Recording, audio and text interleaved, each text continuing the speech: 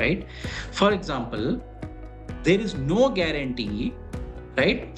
Given the interest rates today, there is no guarantee that the price of this bond will be equal to 100, because price of the bond will be dependent on how the bond is with respect to the current market rates.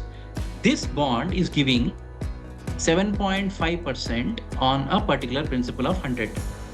Now, if the current market interest rates actually are not 7.5%, but let's say 7%, right? Which means that this bond is giving me more interest rate than the current market interest rates, right?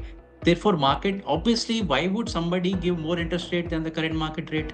It should not be, right? At the current juncture, for a 10-year investment, you are expected to get 7% return effectively. But this bond is giving you 7.5% coupon. And therefore, the price of the bond will be different, adjusted, so that the effective return on this bond will continue to be 7% only. So current market rate, let me write it here. Current market rate,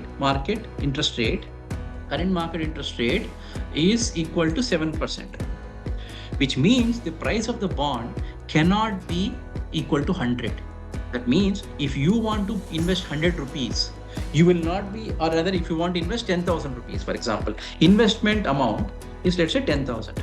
For 10,000, in a normal, if the coupon rate of the bond is same as the current market rate, then the price of the bond is equal to the principal you are investing, right? Logically, it should be equal to 100.